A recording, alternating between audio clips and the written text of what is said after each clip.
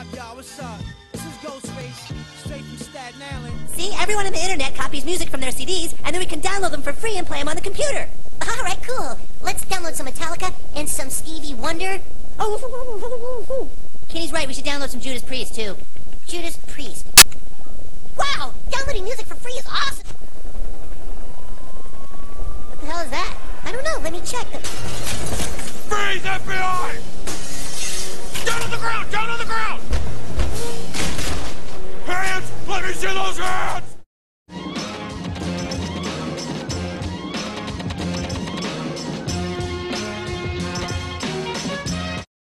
Usually iTunes, or my friends will make me CDs, but that's really it. I use iTunes. Do you know what file sharing is? I do not, actually. File sharing is the distribution of digital material, copyrighted or uncopyrighted, from one computer to another. This can be done through a variety of methods: removable media such as CDs and jump drives, hyperlinked material on the internet, through peer-to-peer file sharing networks, and many others. In fact, since the closure of Napster in 2001, university students have found many new ways of acquiring their music. Torrents have become a favorite in the universities. Torrents are a type of file that connects you to a server where anywhere from tens to thousands of individuals are downloading or uploading the same file. This is different from Napster or FrostWire because torrents do not take the file directly from another user's computer. Rather, it takes little pieces from hundreds of users, thus speeding up the download because you don't have to rely on a single person's connection. Lock your windows, close your doors, make you slow. Yeah. How do you obtain music? I usually download it online. Downloading? Or what program do you use to download? Piratebay.org and video.mp3.com. Okay. Do you know any legalities surrounding that? I'm pretty sure it's illegal. Yeah. But you're still doing that? Yeah. Yeah? Yeah. Are you afraid of getting caught, maybe? No. No? Because I hardly do it. Well, basically, people have, their computer as part of, if you have Limewire on your computer and you get stuff other sound files people have, your computer will kind of, without your knowledge, be used to upload stuff back to Limewire if you have it on your computer. So, it's technically illegal, I guess. So is that your method of downloading music? Well, it was. They shut down Limewire earlier this year. Since then, I've kind of been using torrents. Do you know any legalities surrounding that? I'm assuming it's probably illegal. There's kind of the fact that I'm using Fordham's internet, and I don't, put it this way, I don't do it so much when I'm at home on internet that, is logged to my family. So you're okay with using the Fordham network to download music, whereas you wouldn't feel so comfortable downloading music at home? Well, yes. Yes and no. I download music at home, but I guess I'm just a little more cognizant that it could be easier to trace it back to me at home.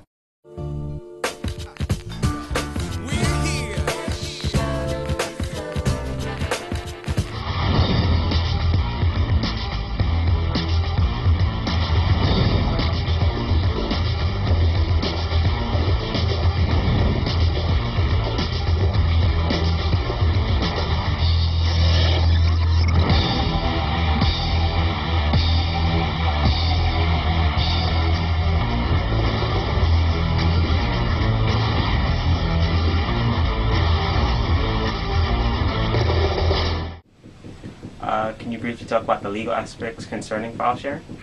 Sure. File sharing, depending on what the content of the file is, may or may not be legal. So what do I mean by that? If the file that's being shared is copyrighted material owned by somebody else, and the person doing the sharing doesn't have permission of the copyright owner, then the sharing of the file, making it available, distributing it, making a copy of it, enabling someone else to make a copy of it, is a violation of the owner's copyright privileges. Yeah, come on, baby, baby, come on, baby, come on, baby, baby, come on. Fordham's internet services are used to advance educational experiences such as research, homework, and other academic sectors. Uses other than school are violations of Fordham's technology policies stated in the student handbook. For student safety, Fordham has the rights to monitor users' accesses and block any inappropriate sites. Some prohibited uses include wasteful and unfair monopolization that excludes others from having equal access, downloading unauthorized copyrighted materials which include games, movies, softwares, images, books, and etc., installing softwares that exposes unauthorized access and viruses. Users have the obligation to report any potential security breaches to Fordham IT. If students abuse the university's services, Fordham may impose penalties from termination of users' access to IT resources, discharge, dismissal, or institute legal actions by applicable third parties.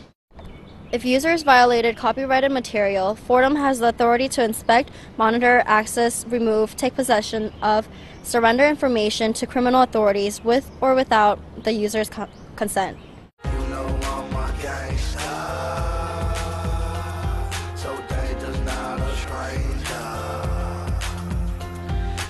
Most of the crackdowns have not been government. They have been associations, the trade associations. So things like the Motion Picture Association, the Recording Industry, the RIAA, the Recording Industry Association of America. And they're acting on behalf of their members, who are the content owners. And those associations are seeking to prevent or block the wrongful copying of their members' works. The United States government has proposed a bill dubbed the Protection IP Act that will introduce a wide scale of censorship tools authorities and copyright holders can use to squash websites they claim are facilitating copyright infringement. The bill cracks down on piracy as a whole and would affect university students nationwide by shutting down websites that facilitate illegal downloading and piracy. And you have to distinguish between legal and illegal file sharing, because if I choose to share with you or put up on a website for anybody to download an article I've written, right, that's legal file sharing. I would be delighted if 1,000 people wanted to download and share on torrent my latest law review article, right? If anybody other than my mother reads it, I'm thrilled. That's legal file sharing. So I think what you're worried about are cases where students are safe copying music or films from one to another, where that music or that film is owned by somebody else. The copyright in that is owned by somebody else. So in the future, will that be eliminated? No. That the architectures, the technologies, will be designed in ways that make managing the intellectual property rights easier, and the result of that will be more technological sanction against illegal sharing of files.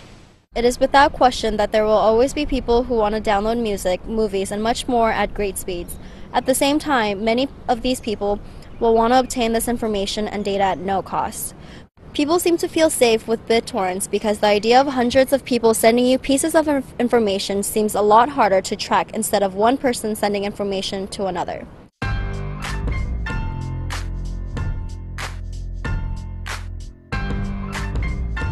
Torrents are here to stay, and we can only wonder where we will be downloading next. Will it be from our phone?